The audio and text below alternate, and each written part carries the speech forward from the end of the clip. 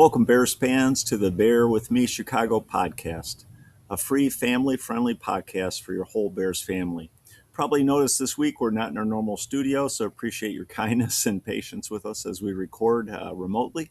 This week we review some of the key statistics from the regular season and preview the NFC wildcard playoff game between the number 2 NFC North champ Bears and the number 7 NFC wildcard entrant, the Green Bay Packers. The game is Saturday, January 10th at 7 p.m. on Prime Video, Central Standard Time, and shown locally in Chicago on Fox 32.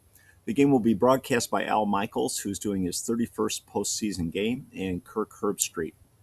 Some history between the 213 all-time matchups, which is an NFL record. This is the third playoff meeting between the two. They last met in 2010 when the Bears lost the NFC Championship game. Jay Cutler was injured in that game, and they lost a chance to go to the Super Bowl. They split the regular season games this year, both winning at home in very close games, the second game in overtime by the Bears. Some key storylines: Caleb Williams in his playoff debut versus Jordan Love from the Packers, who's returning from a concussion that was suffered against the Bears in his last game against the Bears. Also, the Bears' strong running game with Swift and Monangai versus the Packers' vulnerable run defense. On the other side, the Packers' passing attack versus the Bears' vulnerable passing defense and a weak pass rush. The Packers are confident since the Bears pulled off a miraculous OT comeback win in their last regular season game, in a game that Jordan Love, as I mentioned earlier, was injured. Jordan Love is back, and the Packers are favored.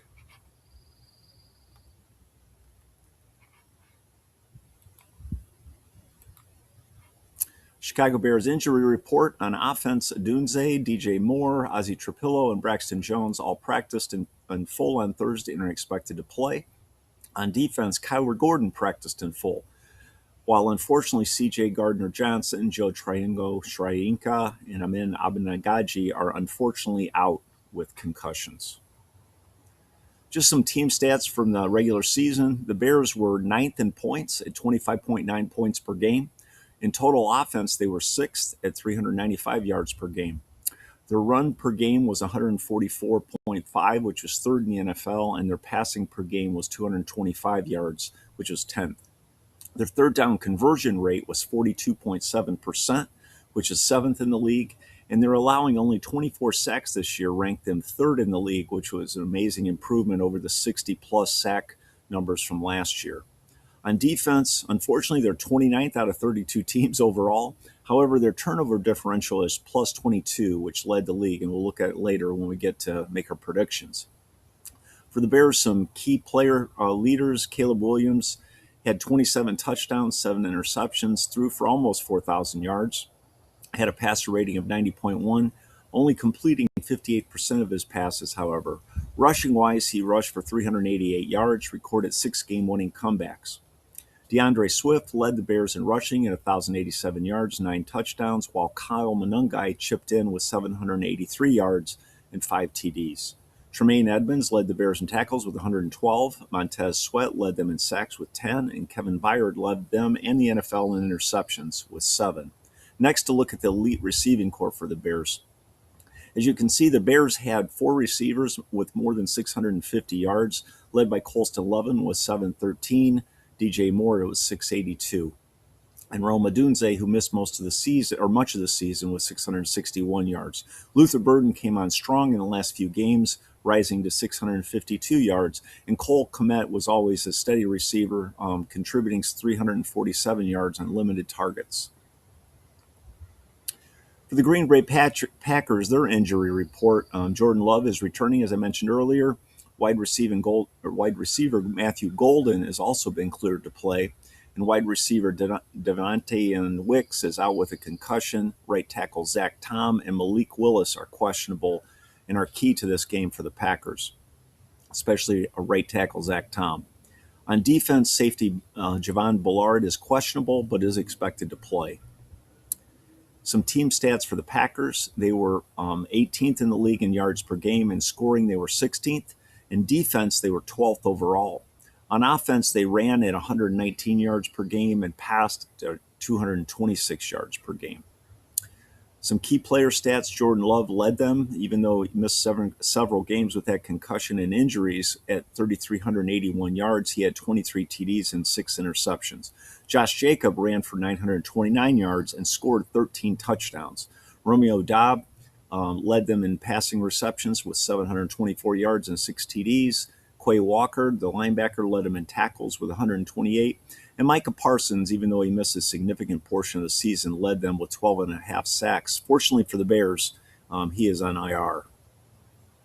The key statistic, as I mentioned earlier, is turnover differential for this game for the Bears. They led the league in takeaways this season, and if they're able to do that in this game, it can make the difference. The Packers had 14 takeaways, only gave up the ball 13 times, while the Bears gave it away 11 times, showing the differential with the Packers at being +1 and the Bears at being +22. My prediction for this game: who wins? The Packers are favored, but the Bears have home field advantage. Also, Rome Odunze returns on offense and Kyler Gordon on defense, which should make a difference. Weather could also impact this game, as there's supposed to be some gale force 30-mile-an-hour winds, which could impact the passing attack and make the Bears' run game very important. So my prediction: Bears 17, Packers 14. The Bears pull out a close win here to take the season series from the Packers and move on to the next round. What's your pick? Post it in the comments and any suggestions for future segments. And now for a little bit of Bears history, as we like to cover in our podcast, just to give you a flavor of why the rivalry is such a big deal and give you some history on the Bears. Today we covered really legends of the middle. These are Hall of Fame linebackers for the Bears and for the Packers. For the Bears, Dick Butkus, and for the Packers, Ray Nitschke. Dick played for only 9 seasons. His career was cut short a bit by knee injuries. Played 119 games, had 22 interceptions, 27 fumble recoveries, and was on the All-Pro team 5 times first team and 3 times second team. He made 8 Pro Bowls. Unfortunately, he was unable to win any championships, as the Bears were very offensively challenged during those years that he played, and he was elected to the Hall of Fame in 1979. His legacy was as a fierce tackler, an intimidating presence. If you're able to watch some YouTube highlights of his tackling or highlights of his career, it's incredible what a great hitter he was for the Bears during that time frame. Ray Nitschke played for 15 seasons for the Packers, 190 games, 25 interceptions. He also scored 2 TDs on those, and he had 23 fumble recoveries. He was on 2 first-team All-Pro teams and 5 second-team. He made the Pro Bowl once. On his legacy, he was able to be part of 5 NFL titles, including 2 Super Bowls, and he was elected to the Hall of Fame in 1978. He was known as the Packers field general and an emotional leader for the team. You may not know that both men were born in Chicago and attended the University of Illinois. And Ray Nitschke respected Butkus so much that he named his dog Butkus after him. So a little bit of history of the Bears and the Packers, and hopefully that gives you a flavor of why the rivalry is such a big deal. Well, it means so much to both sides, the Packers and to the Bears.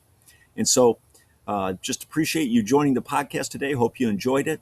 And bear down. Go Bears.